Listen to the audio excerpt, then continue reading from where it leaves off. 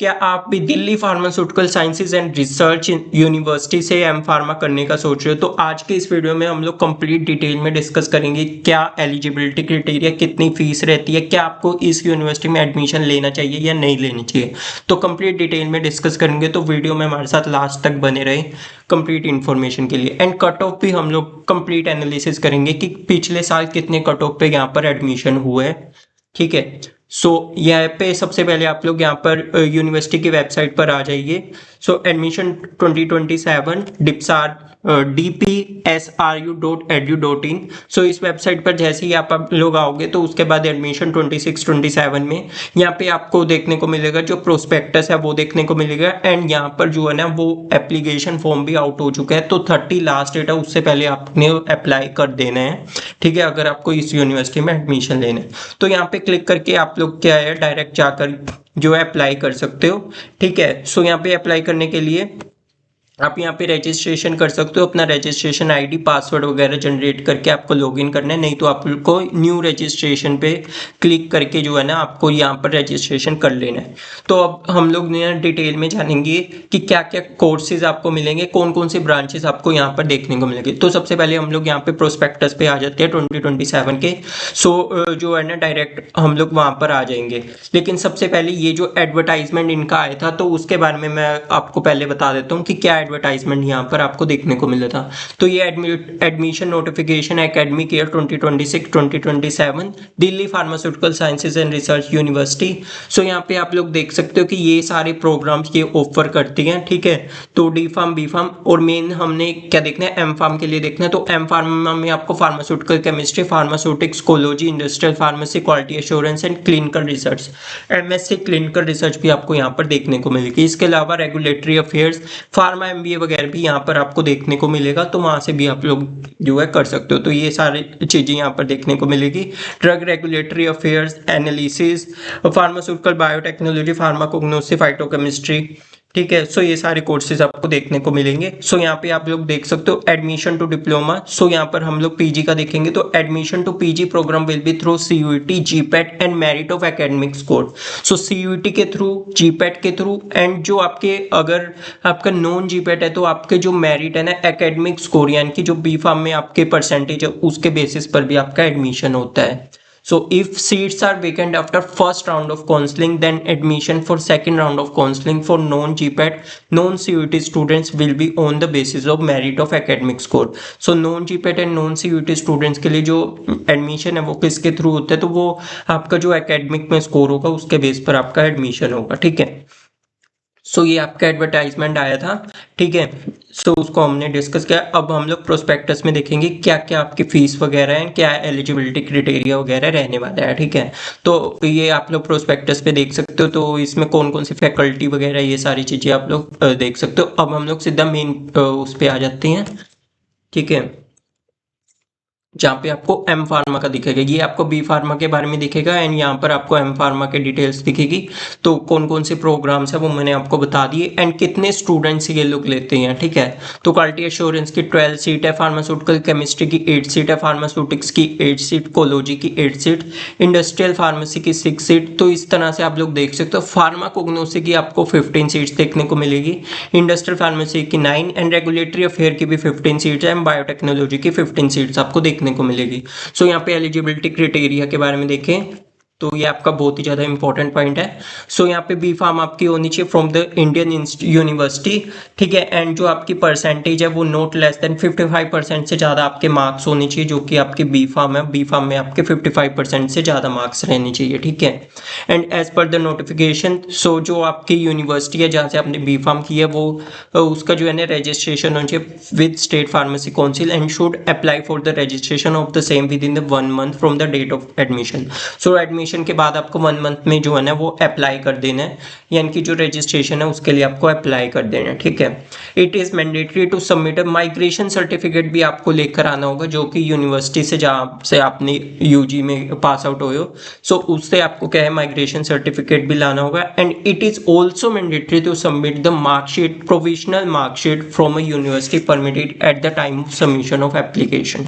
ठीक है, सो आपको जो मार्कशीट वगैरह है, प्रोविजनल मार्कशीट है, वो भी सबमिट आपको करनी पड़ेगी जब आप काउंसलिंग के लिए यहाँ पर आओगे। 5% relaxation will be given to SC ST OBC person with disability candidate seeking admission. So 5% आपको जो है ना रिजर्वेशन आपको ये सारी जो कैटेगरीज आती है जैसे SC ST OBC and PWD candidate के लिए रिजर्व करी गई है।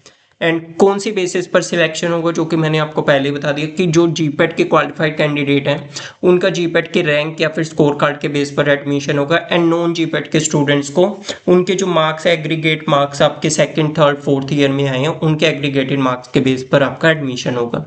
ठीक है। एंड इसमें जो मोस्ट इंपॉर्टेंट चीज़ है ना वो यही है आपकी ये चीज़। ठीक है। जो 15% सीट है ना वो रिजर्व कर दी गई है। 15% सीट्स जो है ना total seat will be filled bye non Delhi candidate. ठीक है, including from NCR of the Delhi with valid GPAT score merit in qualifying examination and completed in B Pharma examination with 55%। ठीक है। सो 15% सीट आपकी उसके लिए एंड रिमेनिंग जो seats होगी वो दिल्ली के स्टूडेंट्स के लिए, यानी कि जो 15% सीट्स है आपके आउटसाइड दिल्ली कैंडिडेट के लिए एंड 85% जो सीट्स रहेगी वो भी will be filled by graduate pass from a Delhi. So Delhi के कॉलेज के लिए 85% एंड रिमेनिंग 15% जो है ना वो नॉन दिल्ली कैंडिडेट्स के लिए रिजर्व की गई है। एंड जो मेरिट लिस्ट है वो इन सब के बेसिस पर ही बनाई जाएगी। जो जीपेट का स्कोर कार्ड आपका होगा, CUT PG का स्कोर कार्ड होगा, उसके बेस पर आपकी जो है ना मेरिट लिस्ट वगैरह प्रिपेयर होगी। And age requirement the candidate seeking more than 21 age, तो ये तो जनरली होता ही है कि 21 ईयर से ज़्यादा आप एज रहनी चाहिए। ठीक है, तो ये इंपॉर्टेंट पॉइंट है। तो अगर आप दिल्ली के स्टूडेंट हो तो आपको ज़्यादा प्रायोरिटी मिलेगी एंड अगर आपका जीपेट क्वालिफाई है तो उससे भी ज़्यादा आपको जो है ना प्रायोरिटी देखने को मिलेगी। अब इसके बाद में अब हम लोग फीस वगैरह पे आ जाते हैं कि कितनी फीस वगैरह यहाँ पर आपकी रहने वाली है। ठीक है। सो ये आप लोग कंप्लीट देख सकते हो कि यहाँ पे क्या क्या आप इसमें क्राइटेरिया और जो बाकी चीज़ें हैं वो आप लोग यहाँ पर पढ़ के देख सकते हो। अब हम लोग सीधा आ जाते हैं कि एकेडमिक फीस पे। ठीक है। सो ये आप यहाँ पर जाकर देख सकते हो। तो M फार्मा की जो फीस वगैरह स्ट्रक्चर है तो ट्यूशन फीस आपकी 40,000 रहेगी। ठीक है। एंड ओवरऑल देखा जाए तो पर सेमेस्टर आपके ये सारे चार्जेस लगेंगे। डिपॉजिट, ठीक है, डिपॉजिट आ गया, student welfare, faculty, university examination fees, financial assistance, तो ये सारी सब मिला के आपकी जो पर सेमेस्टर फीस रहेगी वो 66,000 रहने वाली है। ठीक है। एंड इसके अलावा जो है ना आप देख सकते हो कि ये आपकी पर सेमेस्टर की फीस रहेगी M फार्मा की जितने भी कोर्सेज है उन सब की मिला के। ठीक है। इसके अलावा क्या हॉस्टल की फीस वगैरह कितनी रहने वाली है वो सब आप लोग यहाँ पर देख सकते हो कि क्या जो बाकी चार्जेस कितने रहेंगे। रेगुलर एग्जाम फीस 4,000 होगी, सेमेस्टर ऑफ एनुअल। ठीक है। बैकलॉग पेपर की 500 फीस रहेगी। एंड हॉस्टल फीस देखा जाए तो M फार्मा की जो सिक्योरिटी फीस 5,000 आपने रहना है and room rent 11,000 per year, आपका 11,000 आपके जो है वो हॉस्टल की फीस रहने वाली है। ठीक है। मैथ चार्जेस विल बी 20,000 पर सेमेस्टर, तो पर सेमेस्टर आपकी जो मैथ्स के चार्जेस है वो 20,000 रहने वाली है। ठीक है। Refund after joining the course, no fees shall be refunded after the candidate has joined the course or within 1 month of taking admission or the refund fees at the time or during the course is governed by UGC. Any claim for the refund of the shall be made within 3 year of the completion. So आपकी जो refund policy वगैरह ये सब आप लोग जाकर जो है ना पढ़ सकते हो। ठीक है, कि क्या रिफंड पॉलिसी वगैरह इनकी रहती है। ठीक है। एंड बाकी जो एलिजिबिलिटी वगैरह ये सारी चीज़ें आप लोग एंटी रैंकिंग ये सारी जो पॉलिसीज है ये सब देख सकते हो। एंड इसके बाद आ जाती है प्लेसमेंट के बारे में कि क्या प्लेसमेंट क्राइटेरिया रहेगा। तो डिफरेंट जो है यहाँ पर कंपनीज आती है, फार्मास्यूटिकल कंपनीज, जहाँ पर आपकी प्लेसमेंट हो जाती है। ठीक है। Student secure promising role across the regulatory affair, quality assurance, quality check, management training, तो ये सारी जो है ना यहाँ पर जो स्टूडेंट्स हैं वो ऑलरेडी प्लेस हैं। एंड कौन कौन सी कंपनी आती है ये सब आप लोग देख सकते हो। ठीक है। सो ये सब अपोलो वगैरह आपके सारे, फर्मेंटीज आ गया, एकम्स आ गया।